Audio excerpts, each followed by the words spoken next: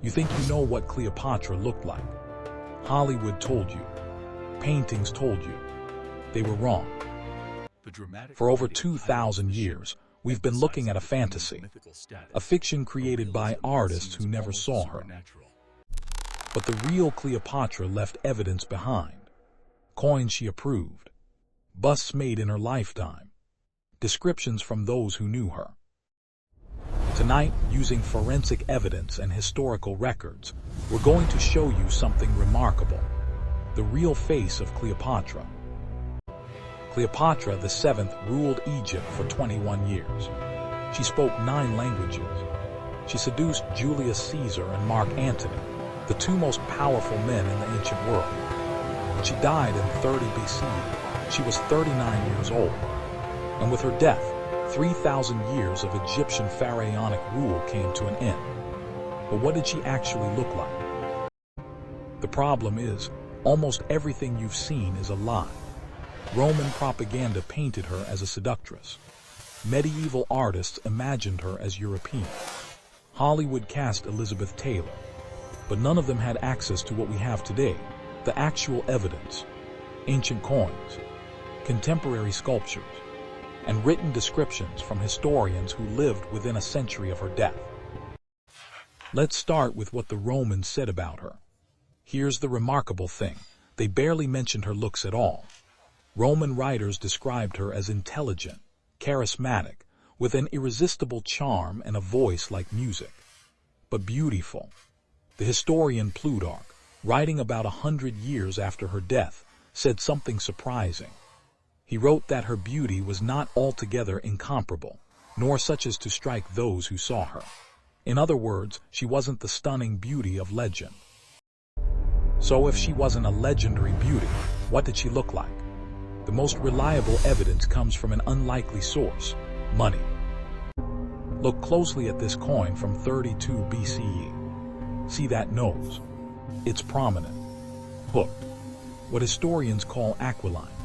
It's the defining feature of the Ptolemaic dynasty, passed down through generations. This wasn't considered unattractive in the ancient world.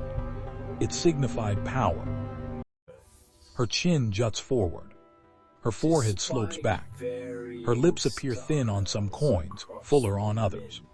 But across dozens of coins from different mints, one thing is consistent. Cleopatra looked powerful, not pretty. She looked like a ruler. There's something else fascinating about these coins. When she married Mark Antony, their faces appeared together. And here's the remarkable thing. Their profiles were made deliberately similar. Both show that strong hooked nose and prominent chin. A visual statement of partnership. This wasn't vanity. It was propaganda. Cleopatra wanted to look like her Macedonian ancestors, the Ptolemies who had ruled Egypt for 3 centuries. She was connecting herself to a dynasty. Power mattered more than beauty. Legitimacy mattered more than looking pretty. But coins only show us a profile. For a fuller picture, we need to look at something more 3-dimensional. And remarkably, we have exactly that. In the Alts Museum in Berlin sits a marble bust that most scholars agree depicts Cleopatra. It was carved during her lifetime, somewhere between 40 and 30 BCE. And it tells us something the coins cannot. This is the Berlin Cleopatra, found on the ancient Appian Way near Rome. It was likely displayed in a wealthy Roman's villa. The person who commissioned this knew what she looked like. And what they carved challenges everything Hollywood told us. Look at her face. The same aquiline nose we saw on the coins. But here we can see the whole picture. Her face is oval with high cheekbones. Her lips are full. Her eyes almond-shaped. The features are softer than the coin suggested. Her hair is styled in what's called the melon fashion, divided into sections like the ribs of a melon, pulled back into a bun. This was the Greek style of the Ptolemaic queens. And there's something else, traces of red pigment. Was Cleopatra a redhead? Some historians believe so. A fresco from Herculaneum shows a woman many scholars identify as Cleopatra with flame-red hair. It would have been unusual for a Greek, but not impossible. Red hair sometimes appeared in Macedonian families.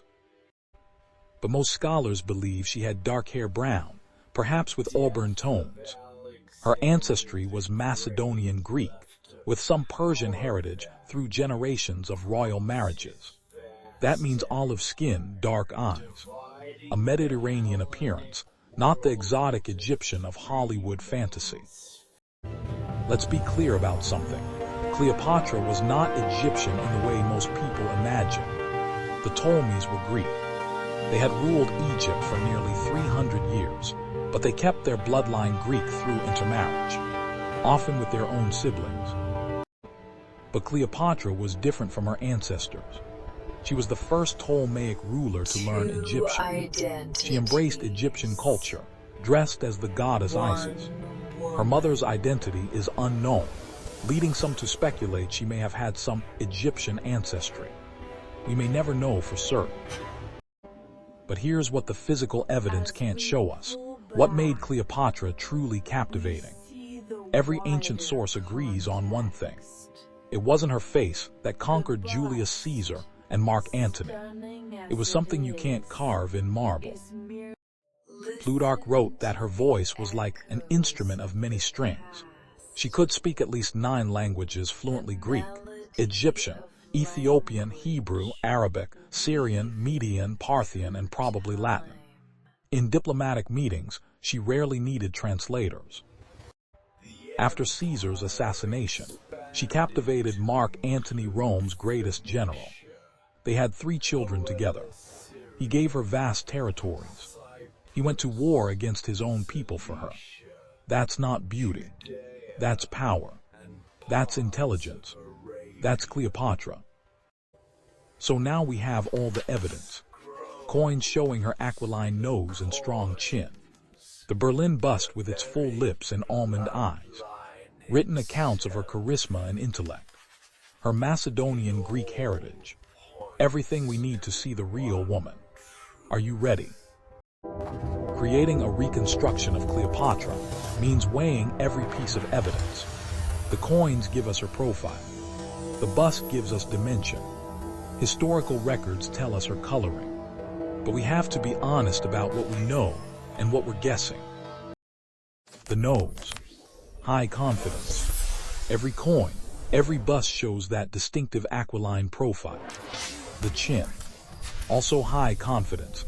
That jutting Ptolemaic feature appears consistently. The cheekbones and face shape. The Berlin bust gives us reliable evidence. These are facts. The skin tone. Based on her Macedonian Greek ancestry with Persian heritage, most likely olive somewhere between fair European and darker Mediterranean. The eyes. Almost certainly dark brown. Her Greek ancestors typically had dark eyes. These are educated inferences. The hair. This is where it gets interesting. We have evidence for dark brown, but also those traces of red on the bust and the Herculaneum fresco. She may have been auburn-haired. She may have used henna. We've chosen a middle ground. The expression. Plutarch tells us she was animated, engaging, charismatic.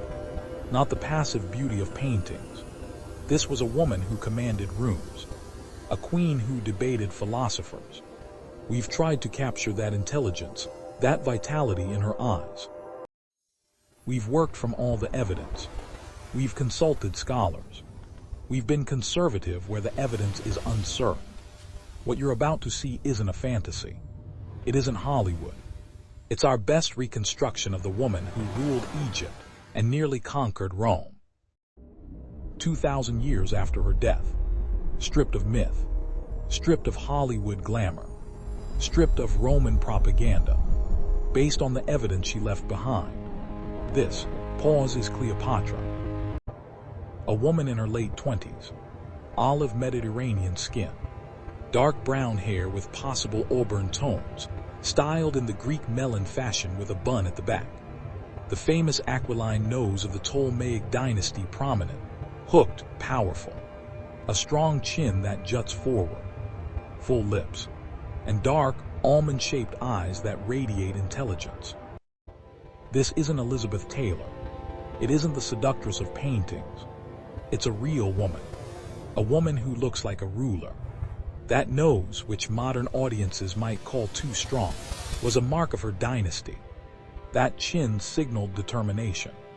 Those eyes hold the intelligence that conquered empires. Not conventionally beautiful, extraordinarily powerful. Plutarch was right. Her beauty wasn't the kind that struck you immediately. But look at that face, the expressiveness, the animation we've tried to capture. You can't imagine listening to that musical voice, being drawn into conversation. You can't understand how she enchanted the ancient world.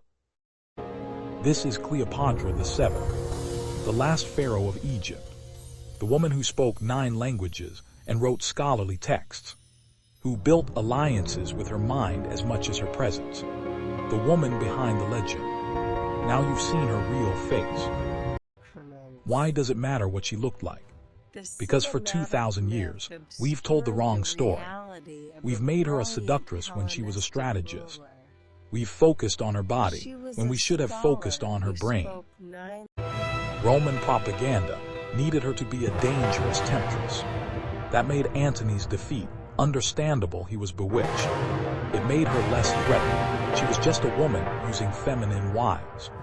The truth was far more unsettling for Rome. The truth was that Cleopatra was brilliant, dangerous because of her intelligence, a genuine threat to Roman supremacy because she understood power, economic, diplomatic, military better than most Roman senators. That's not a story Rome wanted to tell. She ruled Egypt for 21 years longer than most Roman emperors. She more than doubled the territory of her kingdom. She navigated the most treacherous political waters of the ancient world. And she did it all while Rome tried to destroy her.